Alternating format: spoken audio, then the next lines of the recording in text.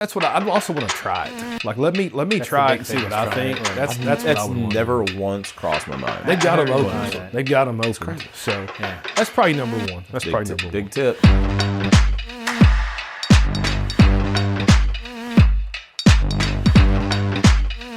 Welcome back to Arsenic Culture. I'm Matt. I'm Jason. I'm Drew. And we are coming back to you after a long weekend. We just came back from the Nashville Derby. Was that last weekend? It was last weekend. It feels like a month ago. It was kind of a blur.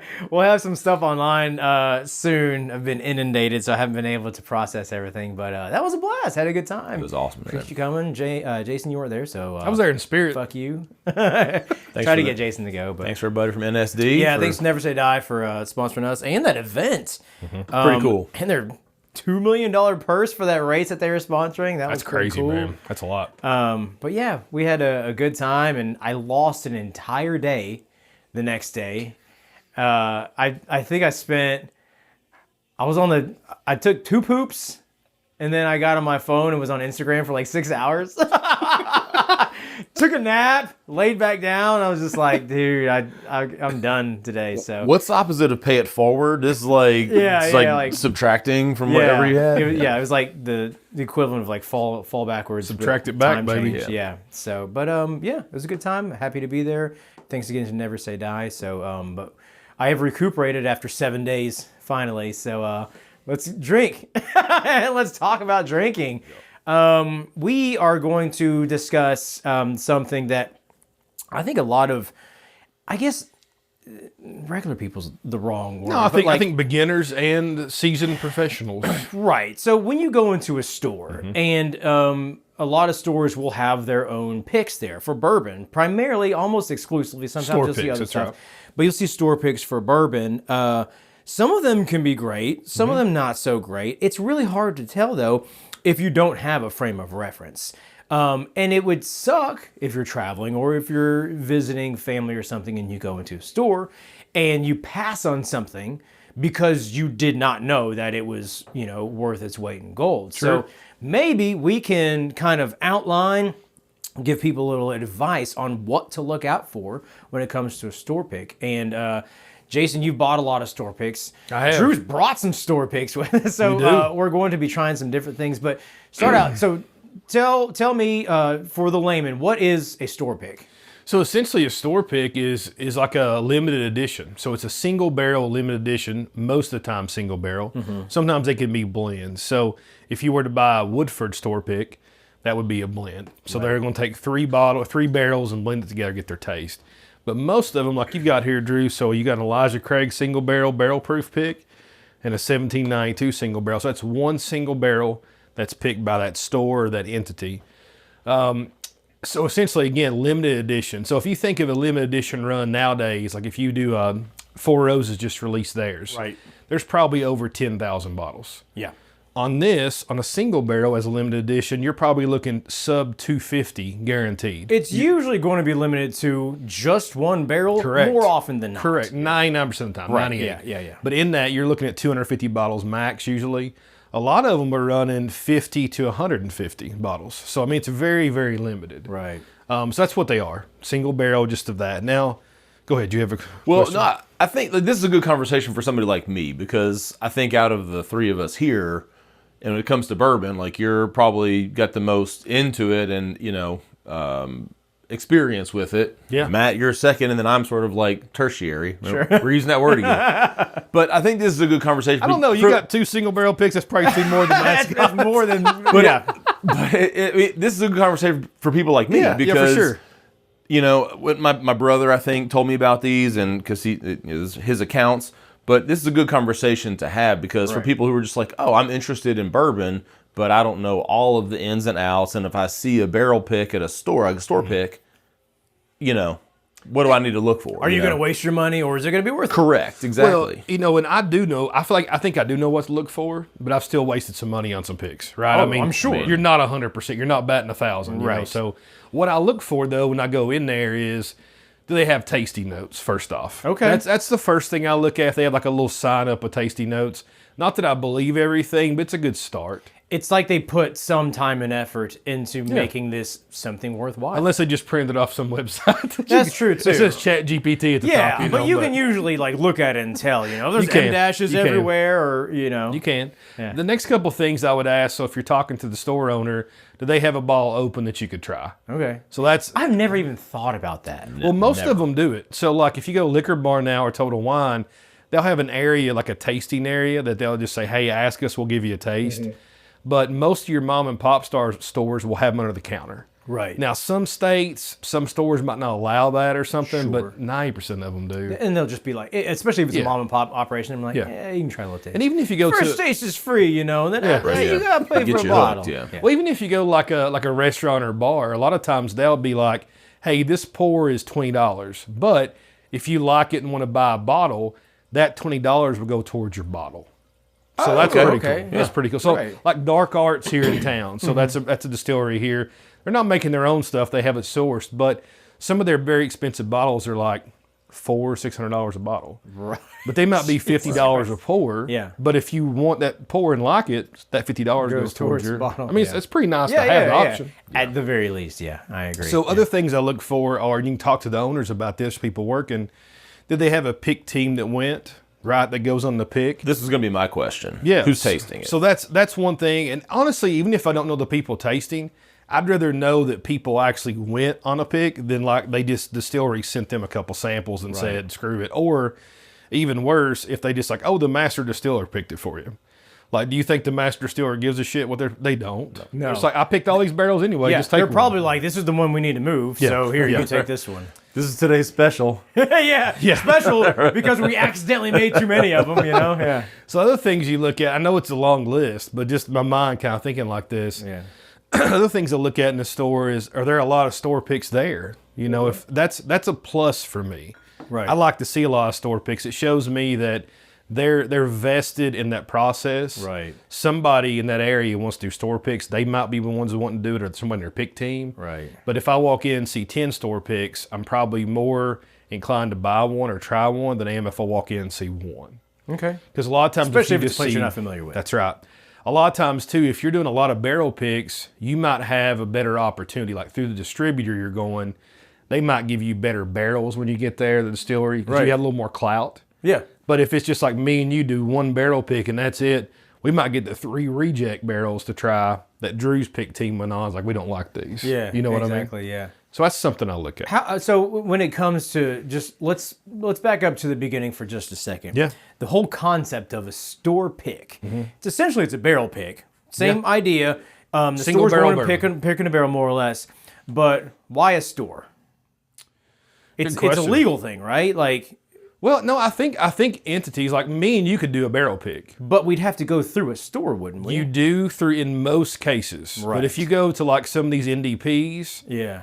I don't know if it's legal, but I know it happens. That me and you could literally buy a barrel of bourbon. Really? So 100%. I was under the impression that the reason the store pick is even a thing is because legally, maybe due to the whole 3-tier system. They changed this a few years back, though. Remember, it's like something you can sell them out of the gift shop. You can sell them out of something different. Sure. Because used to, like Four Roses is Was that a pandemic change? Actually, it might have been right before it or right during it. Really? So I'm wearing my Four Roses shirt, but something about them. They have a distillery in Lawrenceburg. Right. They have a bottling plant outside like Bardstown. Okay. So what they would have to do, distill in Lawrenceburg, bottle it in Bardstown, put it on a truck, bring it back, and that would be their like distribution. I don't think they have to do it anymore. So the little things like that change, right? Like It's like That's nuance, hilarious. but Yeah. That's It's a like, workaround. it's like yeah. what? That's crazy, you know? I wonder if that's the same thing as like you could go get a to-go margarita at the Mexican place during the pandemic. Yeah. But back to that, me and you're looking at, if we're going to buy a barrel, let's say Elijah Craig, Right. that bottle's probably $100 a bottle. Let's just say we get it cheaper than that, $70. You Right. got 200 of them. I mean, you're coming out of pocket a lot of coin. Sure, that's right? a big cost. But even if you had that much money Yep. and you were willing to spend it, or maybe you had a group of people, it was my understanding, because we've done this before. We did it with the Cock Block Beer Group, Coalition of Craft Beer Lovers in Kentucky. And we had to go through a liquor store, which is the one in Georgetown at the time, the liquor box. Still got a liquor box. Yeah. That wasn't an option. That was a necessity. Well, if you win the single barrel select through Buffalo Trace, which I enter all the time, number one. but you have to go through a liquor store there too. Yeah. So in general, I would say yes, Okay. you would.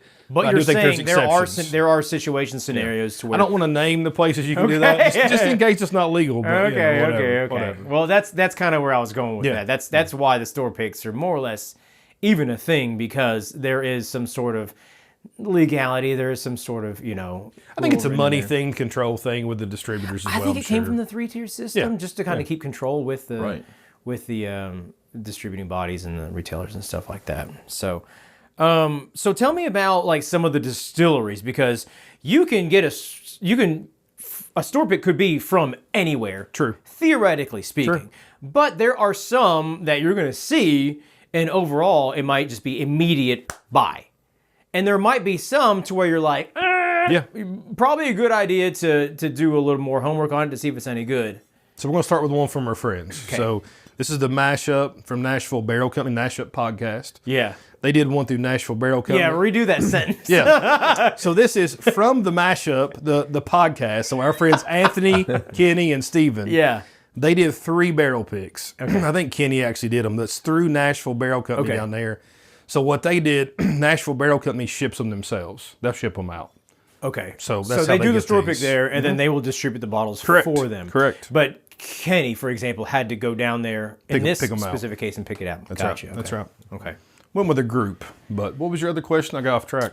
Well, no, so I was talking about distilleries. So like, for the most part, it'll kind of follow a similar logic as just buying regular bottles. So something that Heaven Hill puts out, something Buffalo Trace puts out, probably going to be good. Well, not every brand. So example, Buffalo Trace. Right. Not every brand they do, every label has a single barrel store pick available. Sure. Like Weller 12. Weller 12s had maybe a handful. Yeah. They had it on their list you could sign up for, but now it's gone. So I kept it on mine in hopes maybe one day it'll come back. Right, yeah. Elmer T. Lee it's a single barrel product. They used to do single barrel store picks. Could you imagine doing that now? That's coming back. Really? That's awesome. It's coming back. Great, yeah. It's awesome, but it also tells you why would it come back?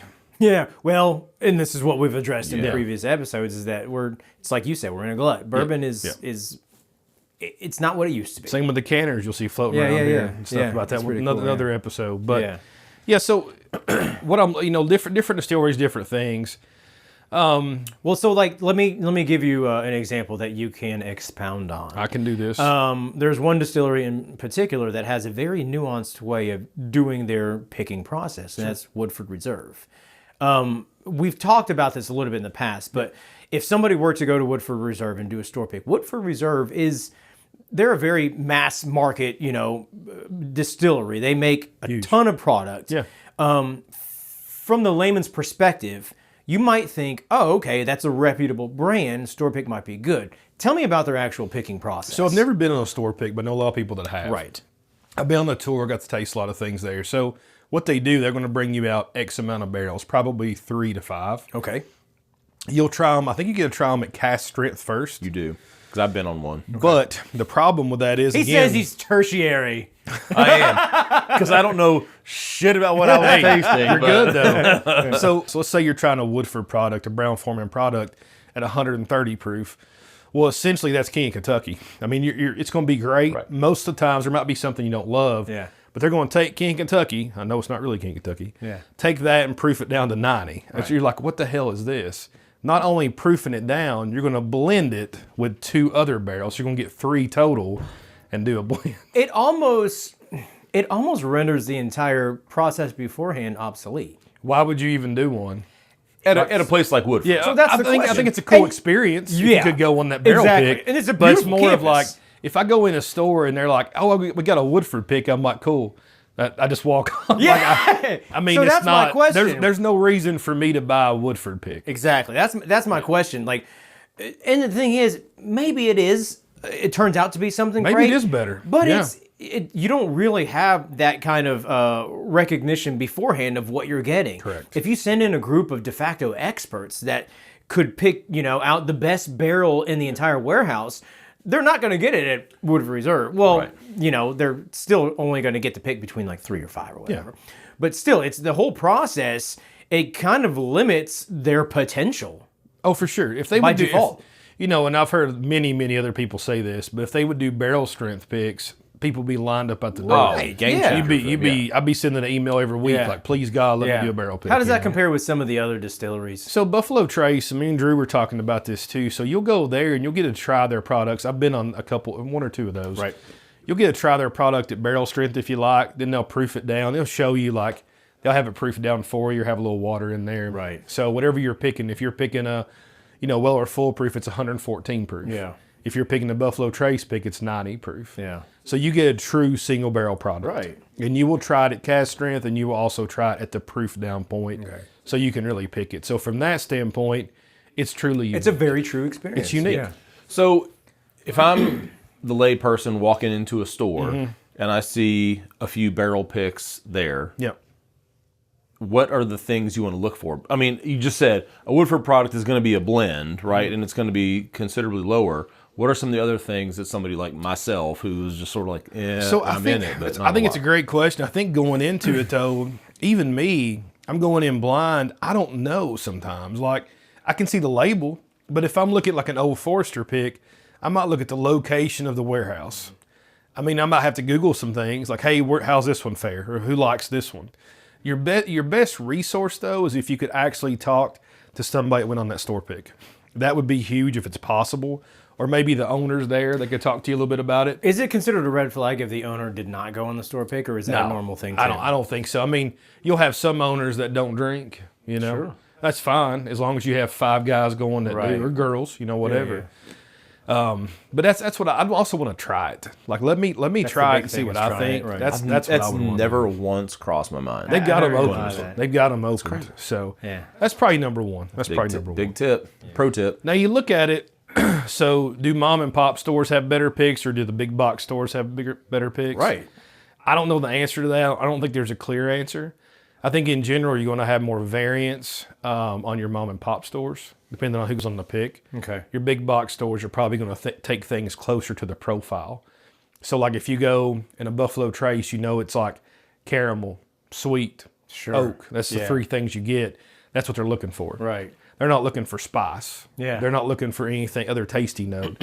If you have a barrel pick group, they might want something off profile. Yeah. And that's huge. If I go, I would probably tend to lean off profile. Yeah. But if I'm picking for a group, it's like mass people, I'd probably stay on profile. Makes sense. It's got massive. Yeah. You want to do something with it. But when I want a single barrel limited edition, I want something special. I want something off profile. So what are some under the radar bottles, some under the radar, either NDPs or distilleries that are putting stuff out that people may pass on because they don't know what it is, or they don't know if it's good or not. But in your mind, you might be like, hey, you need to take a second look at that one. I think NDPs are probably your best bet right now. Okay. But again, all of them? Not all of them, but there's so many, so many variables. I know, That's the problem. So like example, I do have this one here. This is a single barrel pick from Rare Character from Liquor Barn. Okay. You can see they got their little chairs lined up out there for all the people. Hilarious. All the people sitting down. I think that third one. I think that's yours right there. I'm the first one actually. The first one. Drew's number 2. You're number 3. I just set your chairs out and left. That's usually how it goes. I mean, yeah. So in a store pick like this, Rare Characters are they're pretty high in brand. I mean, this bottle here, I think it's like 140, but okay. It's not crazy high. It's not for what it outlandish. is, I'm very happy to have. If you can open it, that'd be awesome.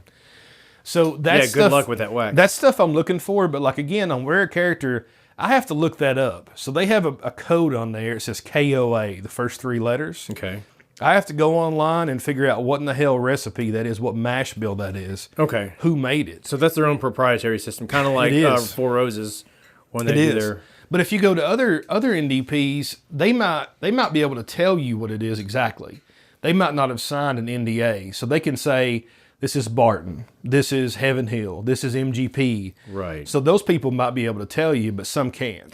I feel like that would probably. I think people would do more of the former than the latter. Yeah. Like more people would not tell you because Totally it is agree. more. The whole industry is just very much just kind of like we made this, not literally, but the idea is we made this in our kitchen. Yeah. This is close to our heart, and we want to be sure that everything that we do is stays in our family. It's overwhelming when you go in there and see that. But the thing that I would tell somebody looking, if you're looking at NDPs, which I'd say is probably the best value, you need to be able to Google, like use your Google machine and look it up. It's pretty easy to find it. If you can find the mash bill. So where do you get one of these newfangled Google machines? You got it's on the interwebs. On the interwebs. eBay, Facebook Marketplace, whatever. So, MySpace? Can you get it on one of them? You probably could. Yeah, good luck. Yeah. So looking at this one, let me show you how you go with this particular bottle. Okay. So KOA, it's Kentucky bourbon. I found that out quick on the internet search. That's the K. That's the K. Okay. So, I guess. So the research I do real quick tells me the mash bill. Okay. 75% corn, 21% rye, 4% malted barley. It was aged in Bardstown. So I know it's Kentucky, aged in Bardstown. I know the mash bill. Right. Then I can narrow it down from there. So I go and search for the mash bill. That gives me options. The first one, MGP. That's an MGP mash bill. But it can't be MGP. Right. Because it's in Kentucky, yeah. right? So I keep going. Okay. So next up, you're looking at, is it Willett? Willett's made some of these, right? Okay. I don't think Willett's going to let a barrel go, especially for that price. Because if Willett had 10-year-old juice, they'd sell it for $500 price. Exactly, right? yeah. So yeah. It's not that. Next one's Barton. Barton's a good one. I mean, that's probably what it is. Likely, that's what it is. I mean, it's Barton. Okay. The other option, you have one more option, Bardstown Bourbon Company. Bardstown Bourbon Company makes that mash bill, but they actually have a huge facility where they actually sell. They're essentially the MGP of Kentucky. Of Kentucky, right? yeah. But they only started distilling in 2016. That's a 10-year-old barrel. Gotcha. Can't be them, so it's got to be Barton. So you can see my thought process. Again, it starts out overwhelming, but if you just start with one thing and keep going, you can find all this within a 5-minute search. Okay. Interesting. Yeah. So pretty easy. And honestly, if you can do that, you probably know more than 90% of the store Very owners true. when you walk in. Yeah, Seriously. Exactly. Yeah. You can look like an tell expert and you did five minutes of research. Oh, interesting. That's pretty cool. And while Drew is not killing himself with that, We'll try this bourbon tomorrow. that is a tough hear wax, it. man. That is a tough wax. I'm waiting for you to slice your, accidentally remove your appendix. Well, I put the good knife down. There we go. So what'd you think of this one? What'd you think of this one we're sipping on right now? This is good. This was the really like Nashville Barrel Company. Nashville Barrel Company. So are they are an NDP? NDP. Okay. Yep. So So this is MGP. This is MGP. It's also aged in Kelvin barrels. Kelvin. Kelvin. There, it's actually a cooperage. So I think it's in Louisville now. I think it used to be in like Scotland or somewhere overseas, but it's a different type of wood I guess they use and different cooperage, how they string it together. Yeah. But one thing Kelvin barrels are famous for, like variants. They can get very off profile. You can take a standard MGP and it tastes totally different than somebody fun. has. Oh, it's real fun. Yeah. It's great. You can find some really good barrels. And that's what's nice about the experience is being able to do something like that. Not everything is homogenized. You can get a one-off and it's like, oh my God, did you try this one barrel pick, the store pick from who and such, and they had some off barrel that just completely opened up. It's amazing. Yeah, that's kind of what it's all about, is being able to find those unicorns. Thanks, Drew. You didn't kill yourself. That's a good job. I've got on my fingers. So I think if you walked in the store, Matt, what barrel pick would I look for first? If I'm new to bourbon, I'd probably lean towards a Buffalo Trace product. Sure. If you can find just a regular Buffalo Trace store pick, Across the board, they're usually going to be they're better really quality, good. right? They're not going to taste a whole lot different. Most of them aren't than the standard one. Yeah. But your store shouldn't have it marked up too much. And you know you're getting a quality product. It's a quality product. I think Old Forester can be super not great. Okay. It's not my pick. It's not my thing. Yeah. I don't love them. Right. That's the barrel strength one, so blue labels. What I would go for if you're looking at Old Forester is a black label. It's 100 proof. It's not barrel strength. Right. Much more consistent. I think a better flavor profile. Okay. Keep so going. those are things that I look for. Other ones, again, I'm looking for probably NDPs. Yeah, but I think this is what people want to know. Like, if you could glance Name at a names. label. Yeah. Name names and give me a percentage on whether I should buy or not buy. I think Elijah Craig, the single barrel products. So you're going to find a lot of these. If you go in any liquor store now, like this is from Kroger. Any store in Lexington is going to have some. Sure. You might have some barrel strength ones that look very similar. The only difference is it just says private barrel. Right. So this is a 10-year product, 124 proof. That's really good from them. Yeah. Those are good stats. Yeah. So this bottle was it's sub 100. Good stats. Good stats. Yeah. So sub we're 100. building our That's character a in great our one. MMORPG video. So we're going to try this one. Plus 4 to luck. Plus 5 to charisma. Roll the dice, baby. Roll the dice. So we're going to try this one in a minute. So this is Barton we've decided on. We think it's Barton. Okay. So this is also Barton. The 1792 single barrel pick. So this is probably $40, under 50. I mean, that's a really good product. So it's 98.6 proof. Okay. Higher than Woodford. That's a buy. I mean, try them, right? Yeah. That's a pretty good. Yeah. So Barton, a lot of the products, Good deal. like, think Buffalo Trace. It's Buffalo Trace kind of. Yeah. Well, I think I paid $39.99 or something for this. Seems fair. And I think this one was $79.99 or $74.99 or something like that. So for me, again, like if I'm going to go in and spend, $100, $150, $200 on a bottle of bourbon, I sort of have to know ahead of time what I'm looking for. 100%. If I go into a store and I see a store pick that's, between 50 or 45, whatever, and $80, $100, I'll lean maybe that way. Yep. But now I've got a little bit more ammo, understanding of like what I'm looking for. Because obviously I'm not going to do a Woodford pick, but Yeah. I mean it's good to know because again, the amount of money that I spend on bourbon is probably $40 to $80 a bottle on a consistent basis.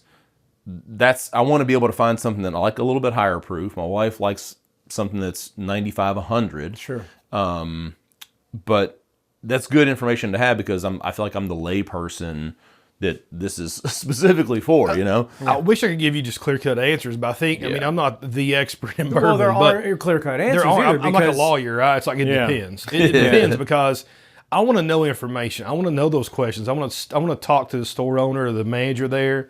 There's a liquor store in Bardstown area I went to. Actually, not Bardstown. Where the hell is that? I'll think of it here in a minute. But John O's Liquor. So John it's O's? John O's. I never met John, but there's a manager down there. She's a lady, a little bit older than me. Knows her shit. I mean, I'm talking to her about, hey, what about this barrel pick? She's naming off this and that. This is what we think of this one. This is what the pick team said. This one was unanimous with the pick team. That's a huge thing, right? Like, if you got 5 people that went on the pick and all of them love it, that's rare. Yeah. So Yeah. This is good. This is spicy. yeah, It's got a lot, almost like a candy. this one's confectionery hazmat, spice. so it's 140 over 140 proof, 10-year Seriously? old. Yeah. Okay. Don't drink it, does it? No, not at all. That's fantastic. Man, some of the rare character barrels are they're really good. Yeah. They're That's really awesome. good. For those of you who don't know, that's the Hamburg liquor bar. It is correct? Hamburg Yeah. Liquor Barn. That's right. That's what I would say it is. Yeah. I've been there a few times. Once or twice. Once or thrice or We got lucky and got this bottle. That was a hot bottle to find. was it really? I don't know what the bottle count on. Oh, actually, nope. I don't know what it is. So overall, the idea is, if you see a Buffalo Trace barrel, it's probably going to be good. See Woodford, you might want to think twice. But ask for a pour. I think that is super valuable information. And do your own homework. You like you said, you can do homework within 5 minutes, and you can whittle it down to. Ask for the pick team. And you might not get their phone number, but is there a local group you could get into? Local bourbon group on Facebook? Can I get the address of the third guy that was that tried this? After The one that rated this an 8 out of 10. I want to talk to that guy, not the one rated a 10. Can you give me his email address? I need his last 4 of his social. Yeah, Yeah, please. and his MySpace. Blood type. His MySpace tag. Thanks, man. No, I appreciate you doing that. What do you think of this? What do you all think of this? I think it's very good. Very good. I've been pretty hesitant on a lot of things rare characters done, but this is very good. Yeah. I really enjoy it. I like the heat on the front end, Yeah. but I like the heat on the back end. yeah, I like it all. I don't feel, I like I don't all feel the like it heats. drinks. What'd you say? 140. Yeah. Well, this is probably like the bottles that people want. You want a hazmat bottle over 140 that drinks 110, 120. Man, That's yeah. pretty crazy when you think about that. Yeah. It's almost like cinnamon candy. Like, man, that's fantastic. It's almost like sitting in a line in front of a liquor bar at 4 a.m. Well, they don't open until 9 a.m. Yeah. Not that I know. 3 coffees and 2 Chick-fil-A burritos. Yeah, that's right. That's right. All right. You got anything else? Guys, if you enjoyed it, please share it. We appreciate you. For more information, for more Arsenic Culture, you can check us out on all the socials. We are at Arsenic Culture, Like and subscribe on YouTube. and we'll see you on the next one.